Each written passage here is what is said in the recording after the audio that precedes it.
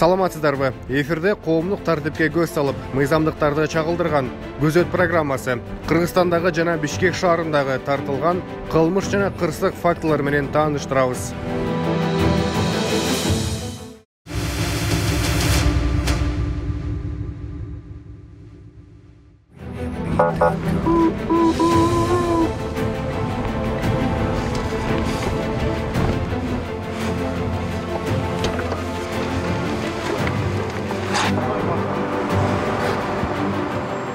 Борбор кылабыздын Чүй проспекти менен чыгыштан батыш тарапты көздөй бара жаткан Nissan Primera үлгүсүндөгү автоунаа Ибраимов көчөсүндөгү светофордон кызыл жарыктан өтүп кеткендиги үчүн жол кайгыл кызматкерлери тарабынан токтотулду.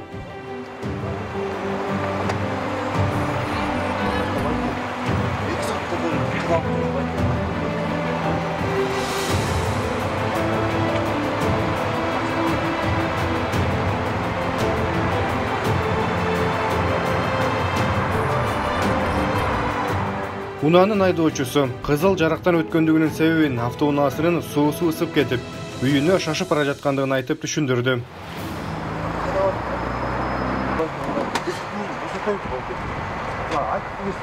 Болгон жерден акытты бак. 10 литр антифриз койдум, бак, эшенесиз, ёма. Ар жагынан, бер жагынан баягынан чыгып кетет, кайра бер жагынан чыгып кетет, бак, уже акыркы жолу, акыркы акчама антифриз коюп көрөйүн деп атам, азыр кайнап кетеби, кайнабайбы деп.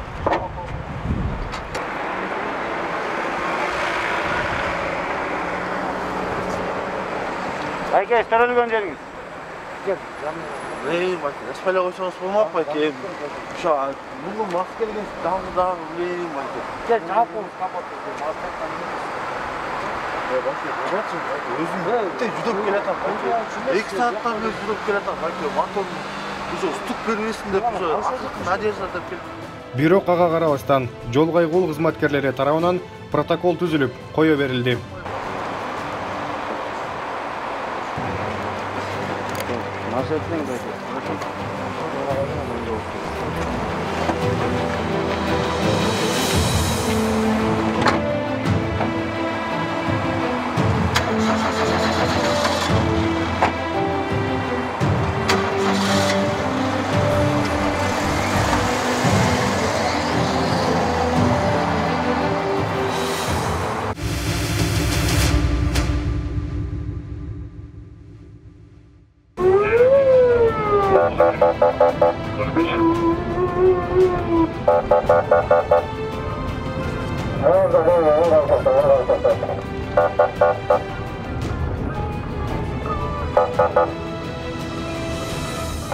Ал эми бул автоунаа болсо чыгыш 5 Кичи району тараптан чыгып, Чүй проспектиси менен чыгышты көздөй катуу ылдамдыкта айдагандыгы үчүн токтотулду.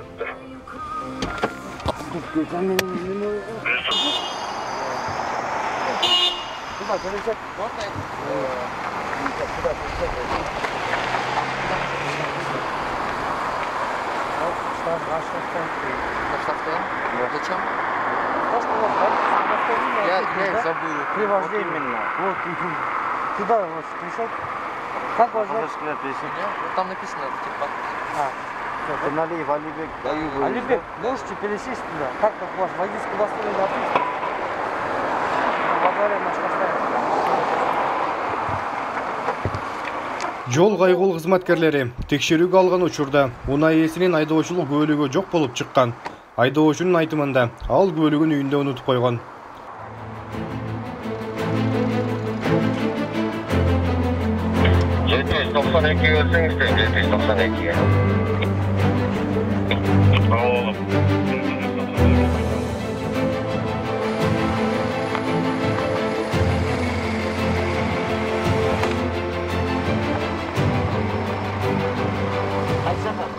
Жыйынтыгында инспекторлар тарабынан протокол толтурулуп, унаа айып короосуна токтотулду.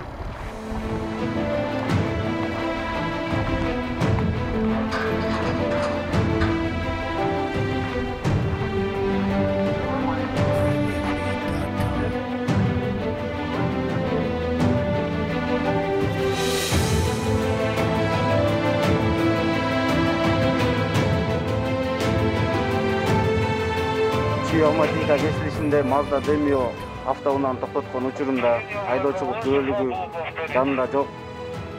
Ошол себептен штраф АНКга алып келип токтотуп протокол түзүп бердик.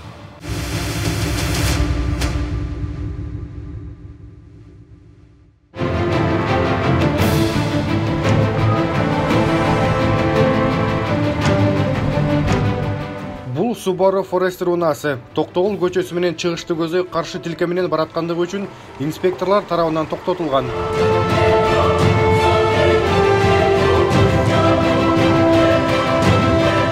Айдоочунун айтымында алар тыюу салынган белгини байкабай калгандыгын билдиришти.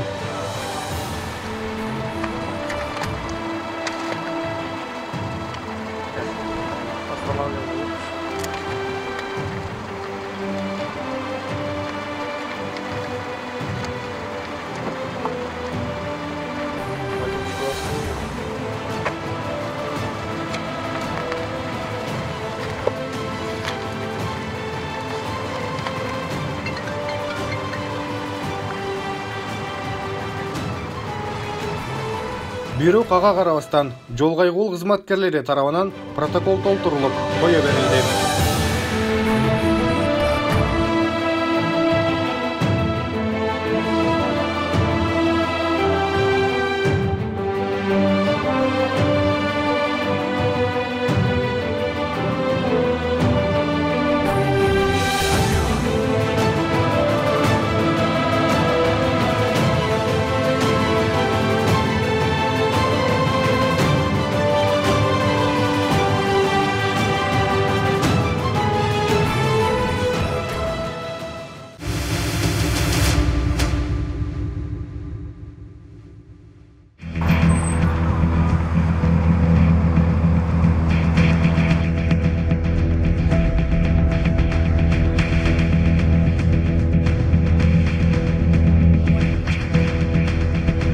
Бул видеодо Исанов көчөсү менен Фрунзе көчөсүнүн кесилишинде Honda Fit жана Porter үлгүсүндөгү унаалардын кагылышуусун көрүүгө болот.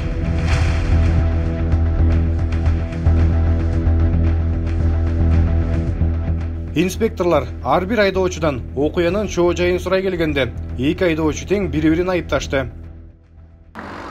Мен Porterдин эми айдоочусумун. Бул жактан келатканбыз, Фрунзеден келатканбыз. Бияктыкы көздөй. Советскийди көздөй.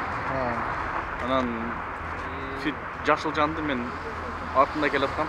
Келгенде эле бул оң жакка кирди. А мен бул жактан өтүп баратканда разворот кылган экен да. Дөңгөлөккө сүздү. Анан өтүп токтогон ошол жер. Мен дөңгөлөгүм жарылды, бунун фары сынды.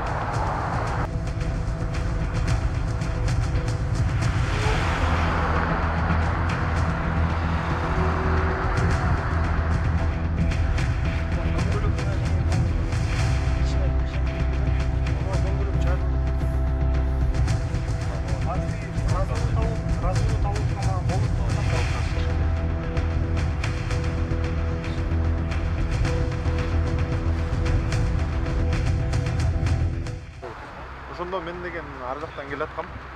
Келатканда бул деген мындайынан мен обгон кылайын деп встречкага чыгып туруп, бер жактан резко кайрып ийип, Ким обгон кылды? Porter. Мен бер жактан келаткам, бул ар жактан катуу келет, мен ашайын деп отуруп, короче сүрүп кетти да. Арты крыломен. Крыломен сервис. Мен сүздү. Мен мындайынан түшүп келаткам, бул деген ар жактан короче кире калды да. Жетише калайын деп. Жетише калып станция алабай калып, короче сүрүп кетти жагы. Встречныйга чыктың да сен? Жо чыккан жокмун дечи. Чыккан жокмун дечи. Ошон встречная чыга калып, резко мындай кайрып ийди, жактан машина келет да. Машина келет, жетише калайын деди, жетише калайын дегенде, бул мындайдан келип жетише калайын дегенде көтүн кирип, артын короче расчет кылбай сүрүп кетти да. Жыйынтыгында эки унаа тең айып короосуна токтотулуп, иш тергөөчүгө өткөрүлдү.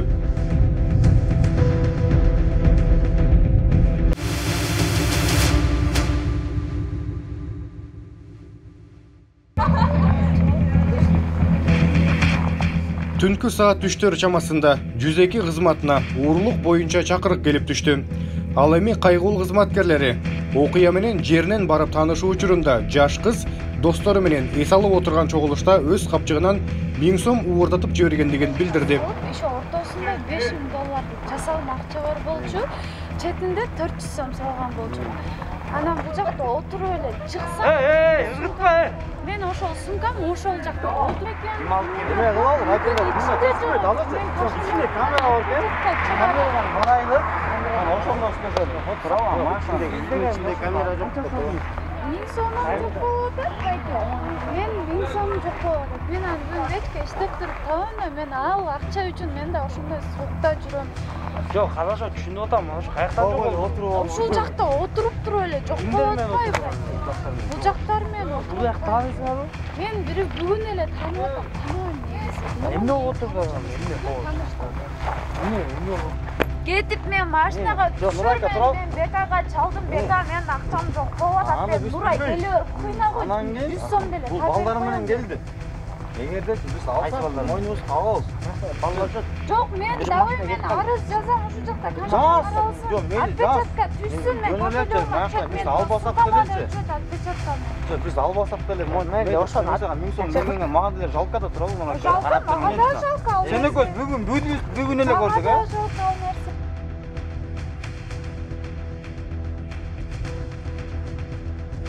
Байке, тартып эле койбойсузбу? Чакырабыз. Тартып алып, базар жаганда байке. Тартабыз.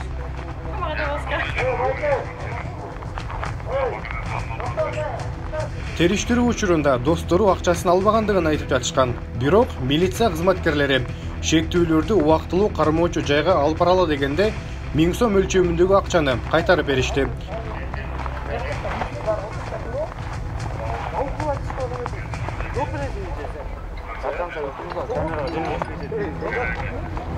Siz de var, siz de çok oturgansınız, siz de var. Siz de var biliriz oturgan жерде. Siz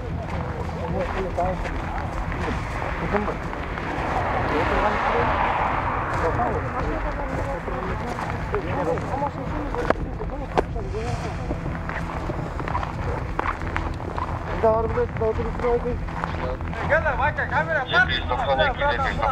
Çöpten alıp ver otam. Özüz, hiç kim algan yok. Özüz, çöpten özüz. Buna. Allah qarab tur. Buna акча караңында ол көрбөйт, жерге өрөт. Бuna мен сага бердим акчаны. Бер колго бер. Караңгыда акчаны колго өрбөйт. Ошон эсиңе тутуп ал. Бирок эч ким алган жок. Каяктан билесиң, может, Чөптө 1000 сом үчүнчү ызычы кылбай эле болма. Майкелериң келди. Сен, ызычы кечип кой.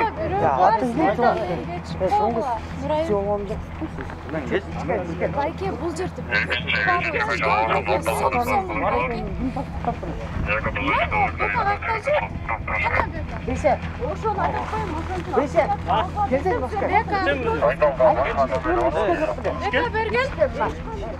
Жыйынтыгында жабырлануучу арыз жазуудан баш тартып, окуянын бардык катышуучуларына түшүндүрүү иштери жүргүзүлүп, үйлөрүнө таркатылды.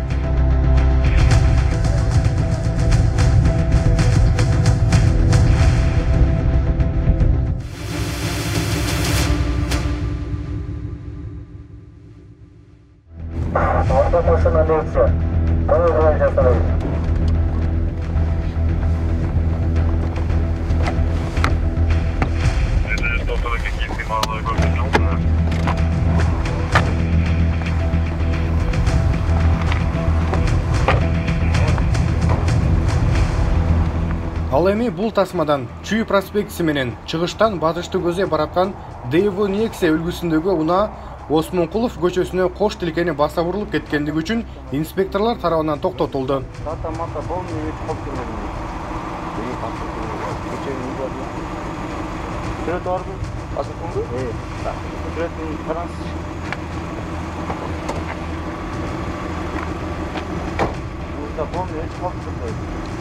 Дата рождения му, фотода үч фото.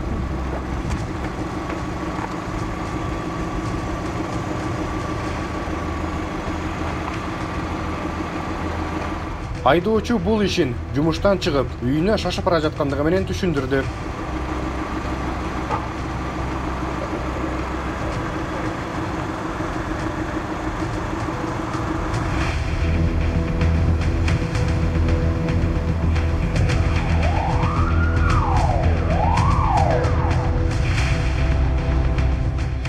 Бирок ага карабастан айдоочуга айып пул салынып, кое берилди.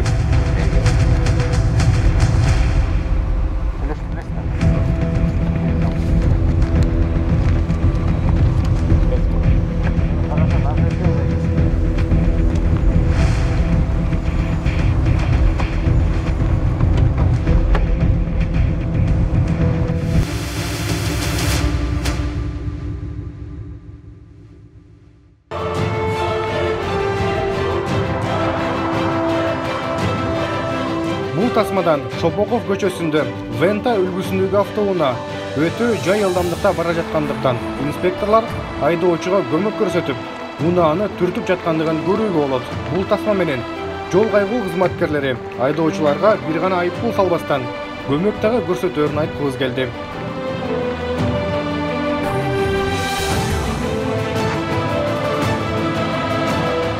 Эфирдин соңунда айдоочуларды жол эрежелерин тыкыр сактоого чакырып кетмекчибиз. Кийинки эфир аркылуу көрүшкөнчө аман болуңуздар.